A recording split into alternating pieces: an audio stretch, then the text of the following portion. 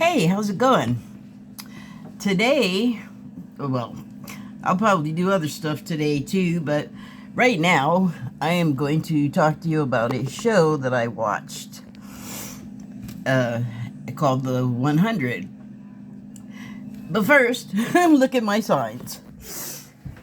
So, especially today, there will be spoilers.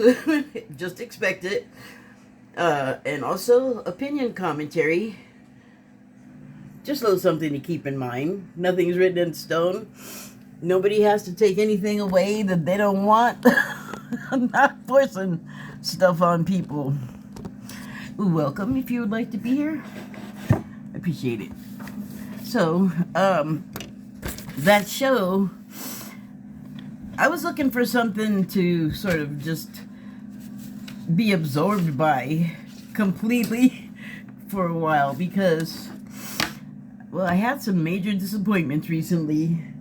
Thought I was going to have my internet back and I was going to be able to watch TV, and that is not how things played out. So, like, that's just the best way to sort of immerse myself is I got a nice big screen and a comfy chair and blah, blah, blah, and I just have not been able to do that. I can do hotspot internet, I should say. I cannot figure out how to set the... Someone else has to do it for me. That's okay. I can wait. I had it set up, but I let my phone charge die. Well, I didn't let it. It's just not... Things have been working out in ways that are, like, kind of messed up. Like, it'll still work, but it's, like, not what you wanted it to do, and it's a life. So, I've been watching the show on my phone screen that's about this big. You know how phones are. It's not one of the oversized ones, but 7 seasons. And I was completely absorbed. I wanted to escape, yes, from the world on the side of the screen with all of the... There's plenty of good news, but, like, lots of bad news, and I guess I focus on it because I want it to be known that that's not all there is, and it's not... Even the bad stuff is not just bad. Just, you know, I mean, I have to remind myself all the time, so I feel like if I'm losing the thread, other people occasionally do as well.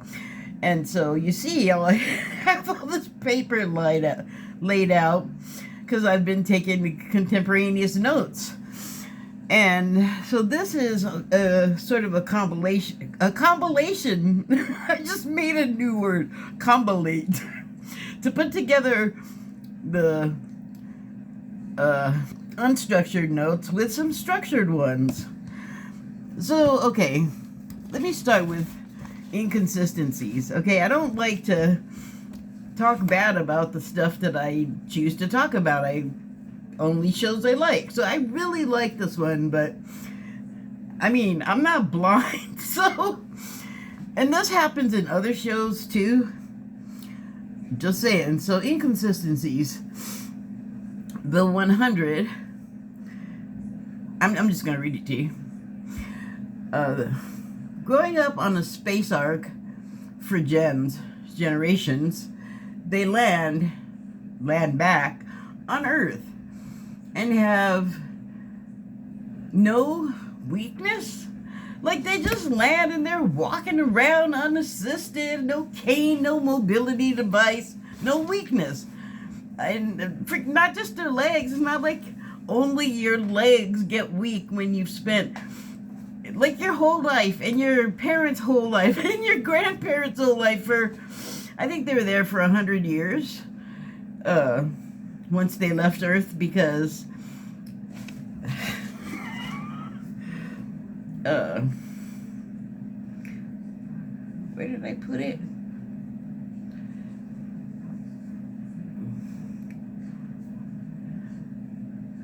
I'll have to, I'm just going to read, because if I start talking, I'm going to lose the sense of it, the continuity. Okay, so So, they just land on Earth and no weakness? No space legs, no, and they're suddenly just like physically fighting skills a million. I started to say it's not just your legs that get weak. I would assume it's your whole body, like your arms. These people are fighting with swords. Swords are not light. Just, it's inconsistent. Perfect hair and makeup. I saw no mascara facilities. I saw no hair bleaching facilities, and yet perfect makeup, perfect hair, even perfectly messed up hair. Like there's space stylists that came down. They didn't mention it. Anyway, oh, and changes of clothes. Oh, also no hair tint like apple red. No. There's no Hot Topic store to run in and get some. I can't remember what it's called anymore. It used to come in the little pots. Probably still does. Anyway, they didn't have that. Long, long gone, according to their story. That's what was in the script anyway.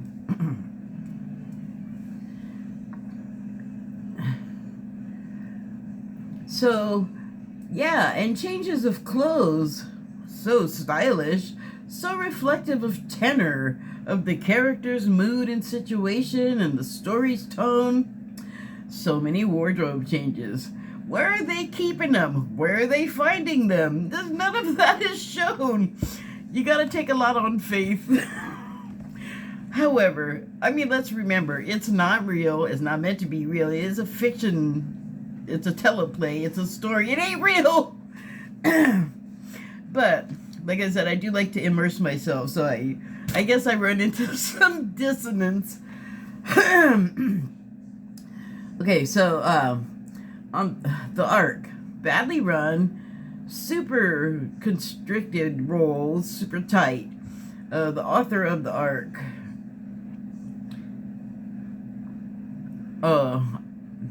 authoritarian, sorry, meanness, cruelty, artificial, divisions, and greedy, pushy temperaments, always clashing over diminishing resources, food, water, air. Space arc, to be clear, there's a bunch of people that are up in space in this arc. They left the Earth. I'm getting to that. Population control. Dun, dun, dun. It sounds bad. It is. Imprisonment with iffy justification. The adults, they are the past. Almost an afterthought. Emphasis on almost. Throughout the whole series, they are death and destruction. The more they try to help, their bad decisions mostly harm. The arc sends youth prisoners to Earth, which may or not be habitable because they were using resources on that ship. The rulers no longer felt that they could spare on these youthful prisoners. I guess they weren't all youthful. So sacrifice the upstart troublemakers.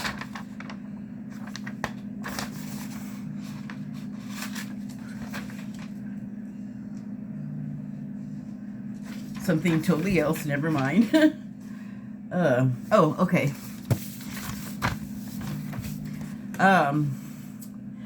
So down the kids go, and due to literary device, it's in the script, life in space radiation made them immune to trace on Earth from, here's what I was looking for.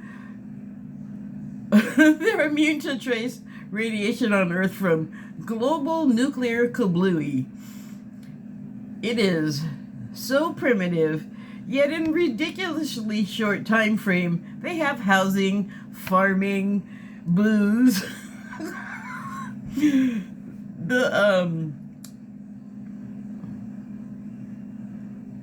The studied, what?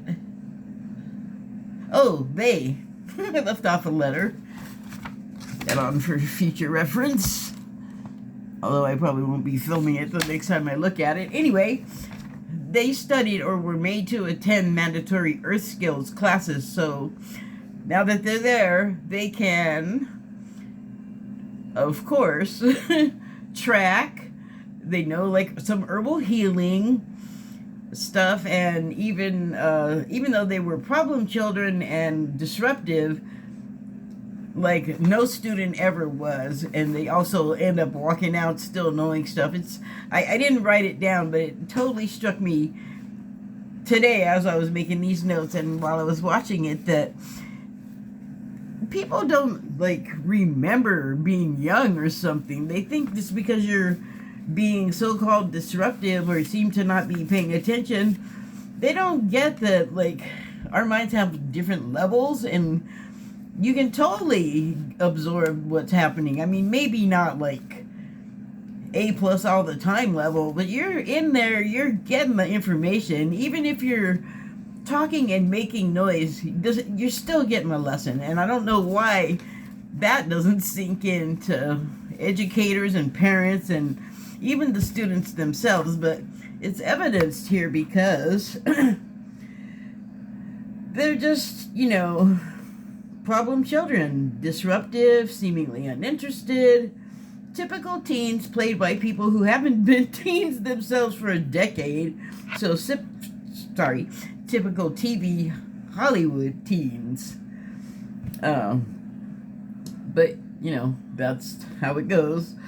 All personality types are breakfast club style represented. If you've seen that movie, The Breakfast Club, the Christopher Columbus, I think, made it. Ooh, I don't know if I got that right. No, that's not, I don't think, right. Shoot, I can't remember his name, but I think he was the writer-director. Anyway, it had Molly Ringwald and Michael Anthony Hall and Ali Sheedy and Judd Nelson. Is that everybody? And they were like in weekend detention or something, so it was called the Breakfast Club, and it's all about like the high school types. Check it out. You can, maybe I'll link the trailer. I have to write that down somewhere where I'll see it. Link. Breakfast, as my stepbrother used to call it. Or my cousins used to call it breakfast. I never heard that before either. Breakfast. I just speak English. Sorry. I know it's a colloquial thing. Sorry. I colloqued where we spoke English better. We spoke English in English. Anyway, back to this. So, all personality types are Breakfast Club style represented. Eventually, they discover they aren't alone. Pockets of survivors exist, and Sky Crew, as they come to be known, trespass upon the lands, eventually, of these primitive cousins. So language has evolved, or devolved, perhaps, into a not too impenetrable patois. They are violent and group-oriented. It's always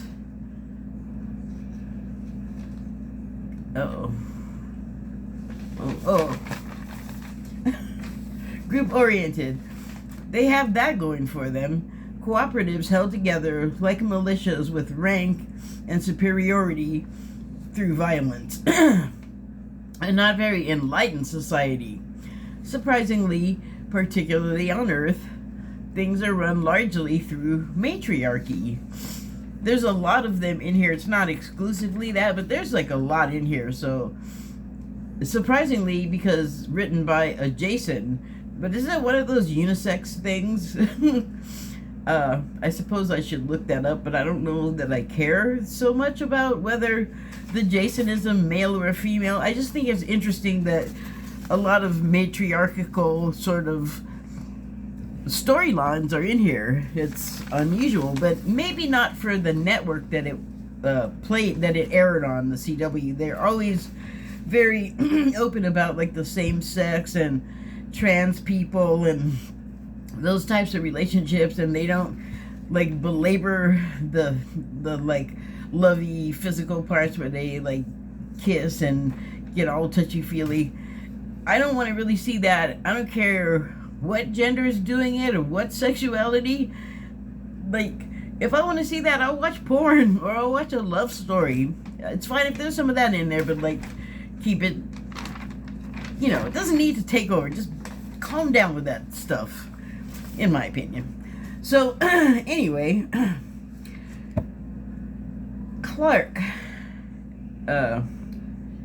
one of the characters, one of the lead characters, one of the 100 actually, who was kicked off the spaceship, and her crime was notifying, well,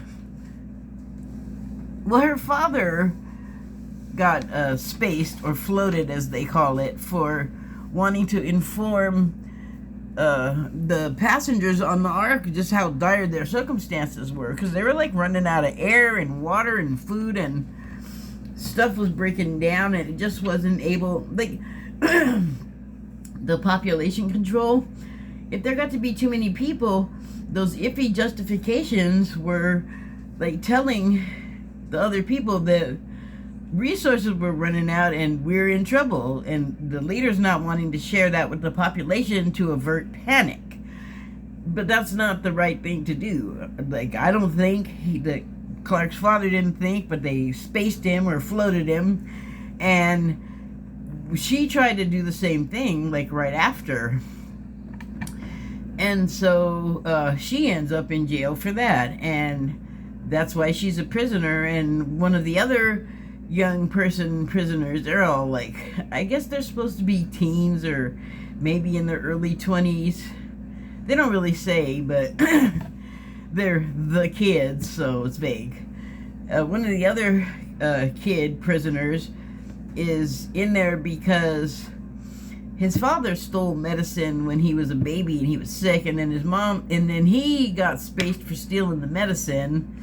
I guess he didn't even like help the kid because he stole the wrong medicine, and then I forget the sequence of events, but the mother became an alcoholic, so basically she was an absent parent, so this kid's like running around getting into trouble, and then he steals something and becomes like basically a criminal, like what he learns, and it's sort of like his temperament leans that way. He ends up in the group that is in prison and then gets ejected to Earth. They don't just throw him out, they give him a ship and everything, but like all these people, and they don't like really tell the kids that, by the way, if it's like livable down there, you are canaries in the nuclear trace radiation coal mine. So they were like real like on the DL about that little piece of information, but it gets out, and these people, mediation and things like that, they're like, I don't know if they were ever there, but they're way past it. The first instinct is to fight or put somebody in space. So like the whole time I'm watching this, I'm going, wow, we haven't learned anything. Like, they're up there, they have like such great medical technology, but they don't know how to like renew resources they need to stay alive to be in space, and they're still so violent and greedy and selfish. I'll go on. So Clark, this is her personality: blind confidence in herself and her decisions, selfishness, does what she thinks is right, not necessarily best, but she thinks it is. Sometimes this results in terrible things going down that are correct later. Sometimes it's just right, but more than often, no, not the case. It's always taken down in some way before it can yield the good in store. So even if she does it right, the rug gets yanked out either from under her or her idea. Why? Because no one knows the full story behind the sweeping decision that she made.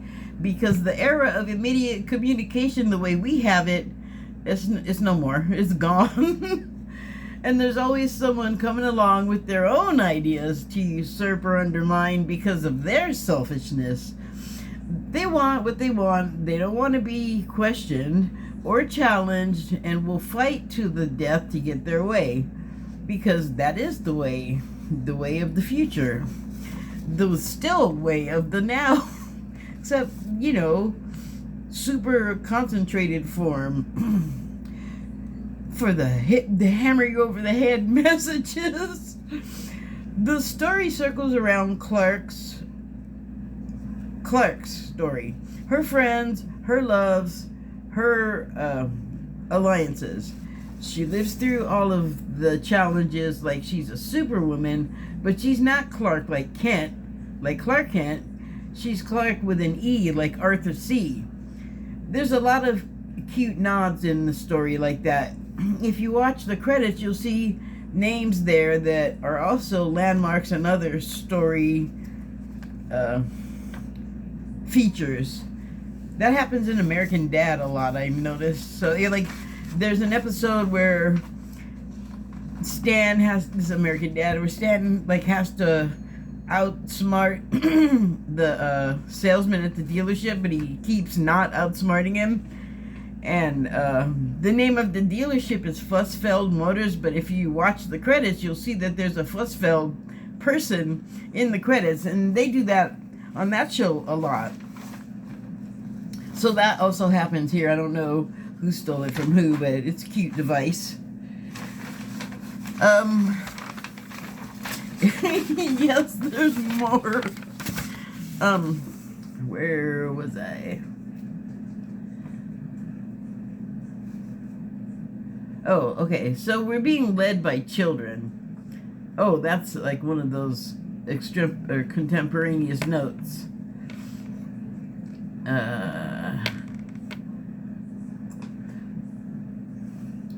So, okay.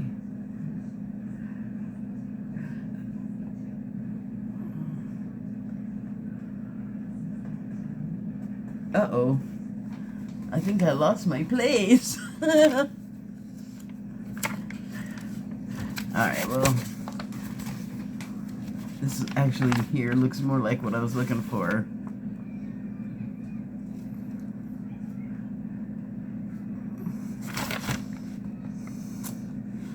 Oh, maybe not. Okay, so anyway, one of those contemporaneous notes was we're being led by children. Someone said it, and it was like not in the context of letting the prisoner kids go, and then once everyone's down there, it's like, I believe Clark's mother says it to one of the 3 revolving chancellors, which is Abby, her mother, Clark's mother, Kane, and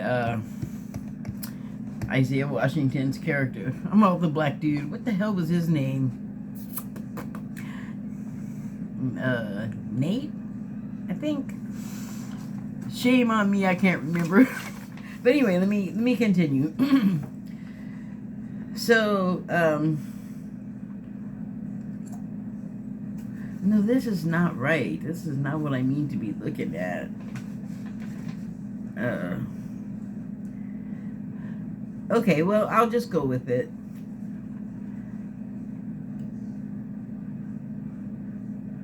Oh, shoot. Yeah, that's way out of order.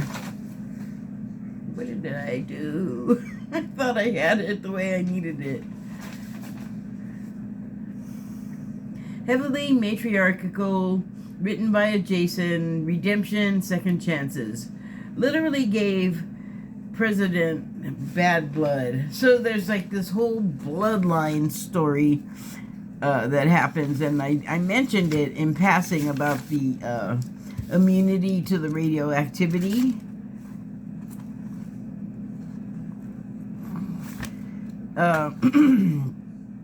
Blood comes up a lot. Let's see if I can piece together what I was doing. Let's see. So anyway, I'll just go on.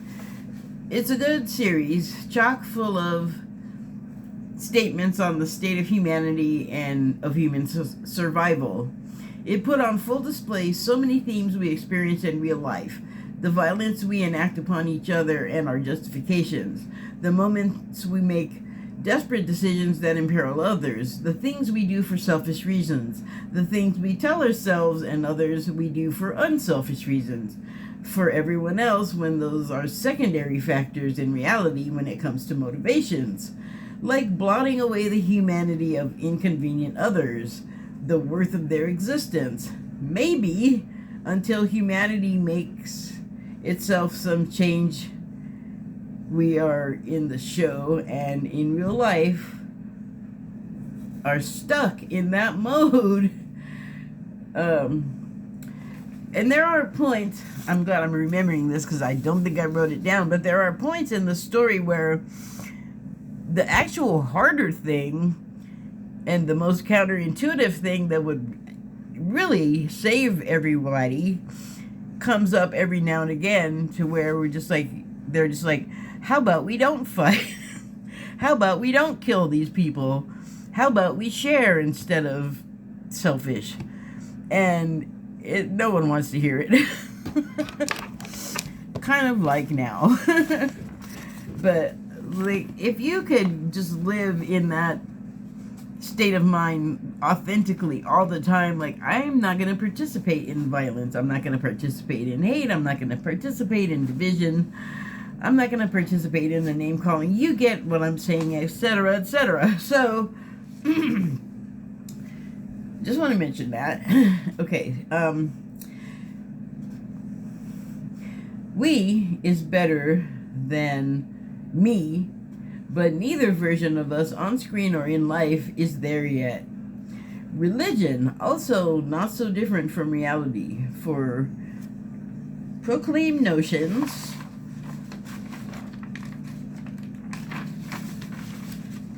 of transcendence.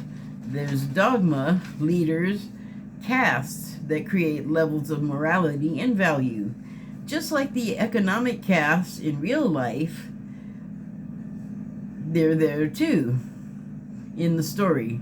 Despite the lack of an actual economy,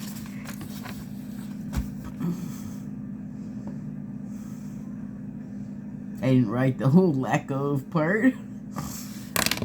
Despite the lack of an actual economy or currency,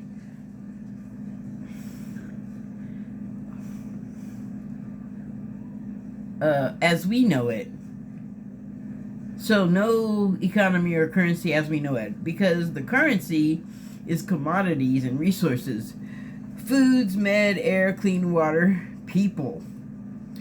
Like, you know, you could be a troop or a slave or a dead person. That's kind of your choices. They're not nice people in the state of all the primitive savagery. They're not nice people. I didn't put people in there as one of the commodities, but they fully are. So, same story as always. Even in the religions portrayed, there's hierarchy. Preaching togetherness and bounty sharing.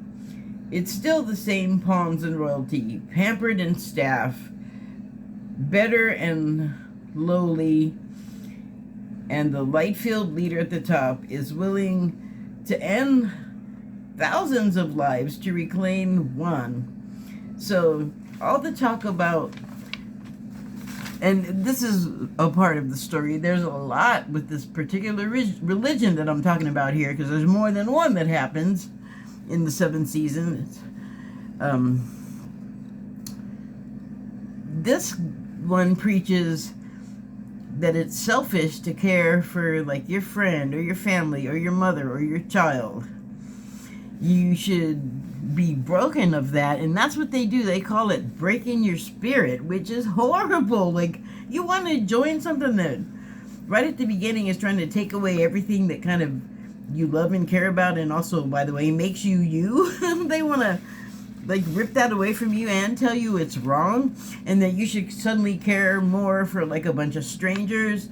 And there's no in between. You can't like do both. You got to pick one or the other. So I guess that's religion for you. Fake and real, kind of. I feel like they both do that. So after all of the talk and all of the proselytizing and getting all kinds of people under the spell, the thing the dude ultimately wanted was to do whatever it took to get his daughter back. And that's another thing that happens a lot. People saying, I did what I had to do. That's rarely the case in the show. I don't know about reality. It never come down to all of that for me, but you hear it a lot. And there was also, I know that look, what are you thinking? And that was sort of the uh-oh moment. There's a lot of recurring themes. So, yeah. The religious leader gets all these people to follow them, and and they're supposed to stop caring about their people, but his ultimate goal is to get his damn daughter back. Like, what a big phony. That doesn't feel too fake to me as far as a religious leader goes. I'm not saying they're all that way, but let's face it, there have been some out there. And by the way, I would say that those particular religions were not so reality-based either. Like, I think they were pretty fake. People, like in the story, adhere to them, but particularly these people, they didn't know crap. They didn't have education the way we have it. They didn't have an onslaught of information constantly 24/7 from all sides that you can't even count on just being right on the first. You can't take stuff at first value. You kind of have to go a little bit further if you really want to get out and start talking about stuff. You don't want someone to come up and go, hey, well, here's why that's a bunch of crap, or here's why that's wrong. They don't have even that.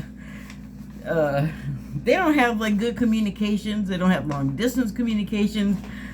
Something happening over here that can't, I mean, sometimes they do have it, but it's intermittent and not everyone has it. Something will happen over here and it'll create this whole big thing. And then over here, they'll think something else is going on, but that didn't work out because of what blew up. And they don't know. They just come upon things and think, oh, shoot, they betrayed us. We fight. That's the mentality. Doesn't give you much room to live. So, moving on. The very thing the religion preaches against most is, in fact, its forcible removal of the desire to care for friends and family over the holiness of one.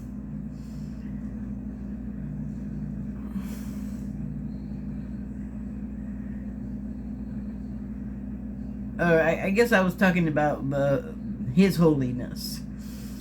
Who is the ultimate hypocrite? Yes, I was talking about them. It's the curse of all leaders.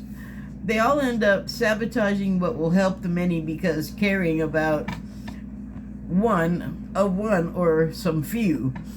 Clearly illustrating repeatedly you can't please everyone and people are selfish, will sacrifice brutally to preserve a life or a way of life for their own interest. A way of making it all worse because the whole time no one is aware of why what was done because of reasons previously stated. Communication is bad, and even if they're like able to communicate, people don't tell people all of stuff or true stuff. It's just like life. Yeah, we don't make it easy. So where was I? The way good and bad people are thrown together with no real warning or safety protocol, anyone from the art criminals and the earth roaming sociopaths, psychopaths. There's everybody crazy. There is little visible carnage as a result, but everyone is on the same level, sort of. Uh-oh. Am I done? I guess I'm done. So, obviously, it sounded like I gave away a lot, but I didn't, because there's a whole lot more, but it just came along at the right time, and it was so funny, because it even has, like, a bunch of political stuff that you could, you could line up right with political stuff that's happening now, but really any time, because, like, the religions, it's always ultimately kind of the same things that screw it up, and the same kind of things that make it go right when it does go right. And even in the age of ultra communication that we have now, we still a lot of times don't know what the heck is going on with each other. So there's no real point, like some big earth-shaking thing I want to say, except that it is a nice condensation of us, really, in not too impossible seeming situations. Like, it could happen in a lot of ways. It had, like, nice looking people to look at, which helps to watch anything. And I found the stories pretty compelling. I mean, if I'm going to grade it, I'm going to give it a Z, a 10, a 12. I'm going to give it like a high grade that no one ever called one of those, but it gets a high grade. And I recommend it just for the entertainment factor. It's like I was absorbed. It's good. It has action. It has love. It has romantic love. It has life-changing decisions, personality-changing stuff. It's like the CW before DC had all whatever the hell's going on over there now, and they just wrecked it all to hell. The CW and DC. Good stuff was shown on that channel, man. Well-constructed stories with heart. Silly, fluffy sometimes, but, it's entertainment. So anyway, I highly recommend The 100. Thank you and good night.